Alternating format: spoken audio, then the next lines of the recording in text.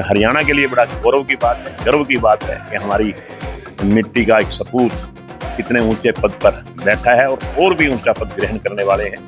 City first news के सभी दर्शकों को बहुत बहुत नमस्कार। मेरा नाम है मुकेश माही। आज हम पहुंचे हैं, ये जो गांव की गलियां आप देख रहे हैं, ये पेटवाड़ गांव है। पेटवाड़ जो है वो हांसी से लगभग 13-14 किलोमीटर जो है वो दूर पड़ता है। और इस गांव में पहुंचने का हमारा सबसे बड़ा एक मकसद क्या है कि इस गांव के रहने वाले एक सूर्यकांत, एक शख्स, ऐसे शख्स हैं कि जिन्होंने एक ऐसा कारनामा जो है वो हो सकता है कि वो 24 नवंबर को 53वें सीजीआई यानी कि चीफ जस्टिस ऑफ इंडिया के पद की एक जो शपथ जो है वो ले सकते हैं। और अगर वो ये शपथ ले लेते हैं तो वो हरियाणा के ऐसे पहले व्यक्ति बनेंगे। आज हम उनके गांव में पहुंचे हैं। उनके इसी ये जो आप पीछे आप ये जो घर जो आप देख रहे हैं, यही वो घर है जहां वो रहे हैं, पले बड़े हैं, पढ़ाई यहाँ से की है। परिवार के जो लोग हैं वो यहाँ रहते हैं। उनसे भी हम बात करेंगे कि किस तरह, क्या उनका बचपन कैसा था, किस तरह का उनका रुझान पढ़ाई के प्रति था और क्या कुछ जो चीज़ें हैं वो हम जानने की कोशिश करेंगे। वीडियो के अंत तक आप बने रहिए। जी, आपके जो भाई हैं इतने बड़े एक पद पे आसीन होने वाले हैं, तो किस तरह, क्या कुछ खुशी का माहौल हुआ है? देखिए, जिस पद पर सूर्यकांत अब जा रहे हैं वो पद अब तक केवल 52 लोगों को हासिल हुआ है देश की आजादी के बाद, और 53 में व्यक्ति होंगे सूर्यकांत जो उस पद पर आसीन होंगे।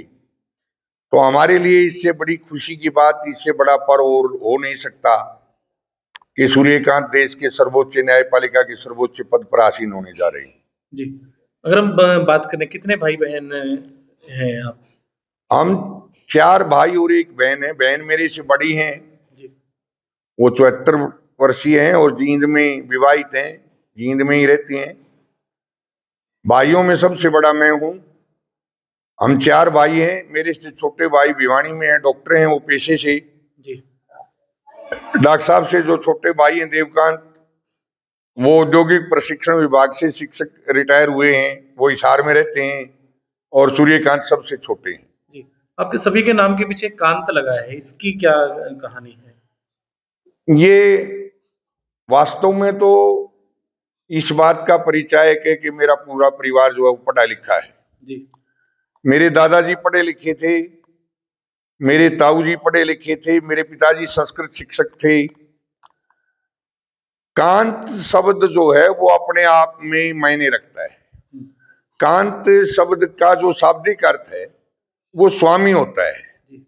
पति भी कह देते हैं, स्वामी भी कह देते हैं। तो पिताजी ने एक अलग पहचान, परिवार की अलग पहचान बनाने के लिए हम सभी भाइयों के नाम कांत पर रखे। मेरा नाम ऋषि कांत रखा, ऋषियों का स्वामी ऋषिकांत। शिवकांत, शिव का स्वामी शिवकांत। सूर्यकांत, सूर्य का स्वामी सूर्यकांत, इसलिए ये कांत नाम रखा गया। जी, सूर्यकांत जी की अगर हम पढ़ाई की अगर हम बात करें तो पढ़ाई कहाँ से उनकी हुई? सूर्यकांत ने अपनी पहली कक्षा से 10वीं कक्षा तक की जो पढ़ाई थी वो गांव के सरकारी स्कूल से ही पूरी की। 10वीं कक्षा तक की पढ़ाई पूरी करने के बाद फिर वो गवर्नमेंट पीजी कॉलेज हिसार के अंदर चले गए, वहां से उसने ग्रेजुएशन किया। ग्रेजुएशन के बाद महर्षि दयानंद यूनिवर्सिटी रोहतक से लॉ ग्रेजुएशन किया और उसके बाद उन्होंने 1985 में अपनी प्रैक्टिस शुरू कर दी। जी, आपके परिवार में यूँ कहा जाता है कि सभी जो है वो टीचर हैं, लेकिन सिर्फ एक जो शख्स वो इतनी आगे। हाँ, ये एक विशेष बात है। मेरे परदादा टीचर थे, मेरे दादाजी संस्कृत पढ़े लिखे थे, मेरे पिताजी टीचर थे, मैं स्वयं टीचर था, मेरा एक भाई अध्यापक रिटायर हुआ है।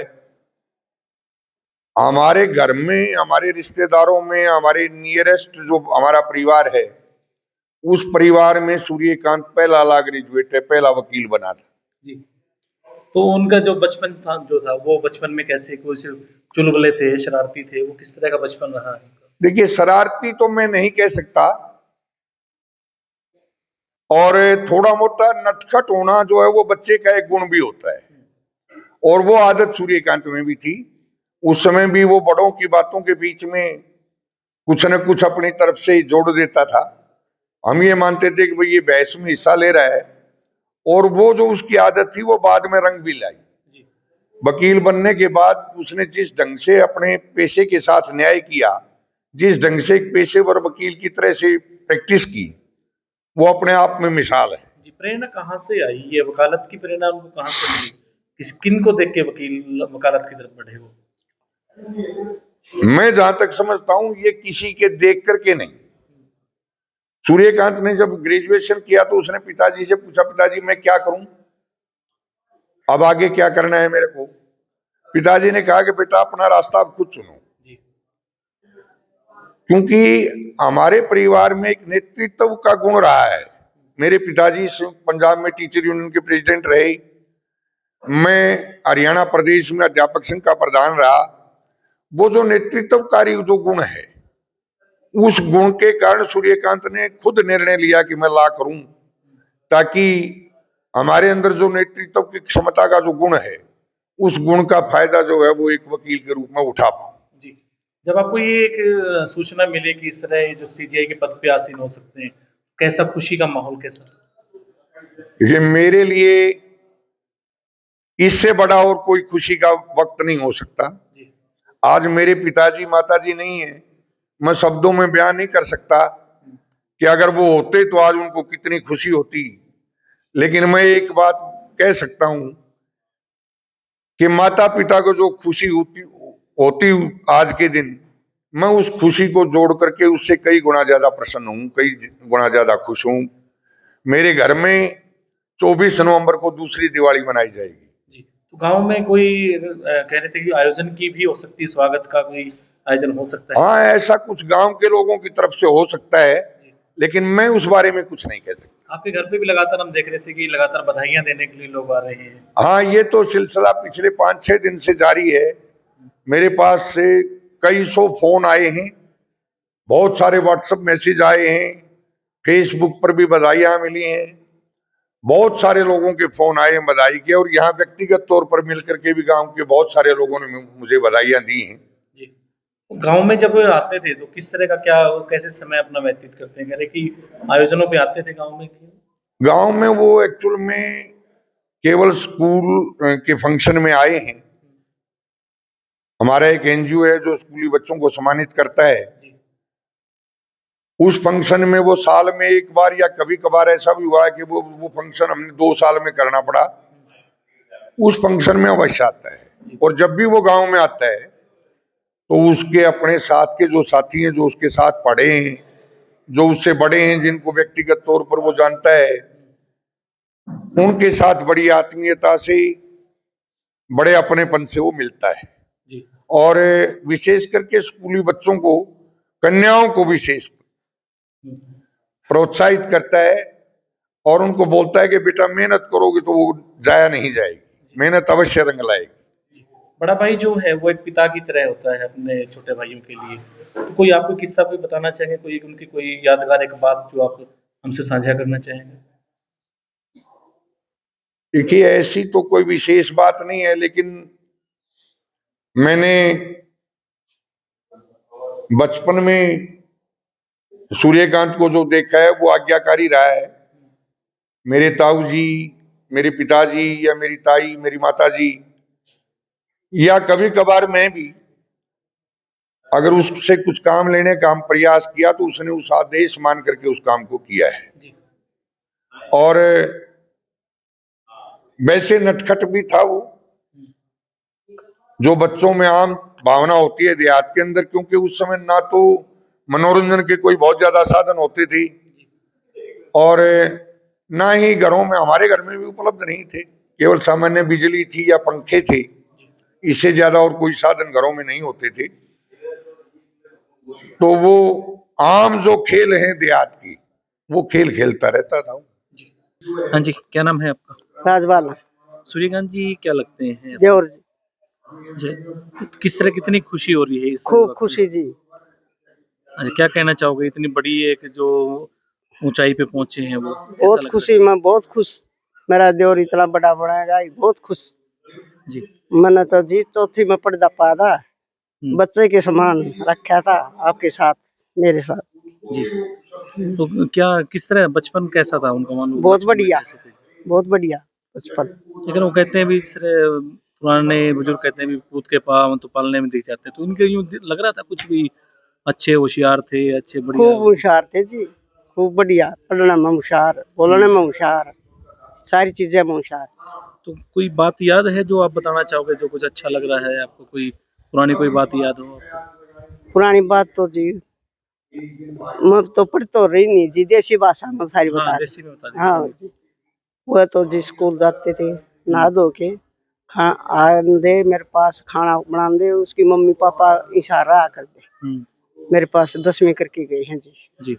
हैं फिर इशार गए हैं जी, फिर उनको उड़ पढ़ाई ला करी से सारा काम वहाँ करे है जी। हम्म, हैं बहुत बढ़िया, माँ का सम्मान रखते थे मेरे को, बोल का भाभी जी करते। कोई पुरानी कोई बात याद है, कोई बताना चाहोगे आप स्कूल टाइम की, कोई अच्छी कोई बात याद हो?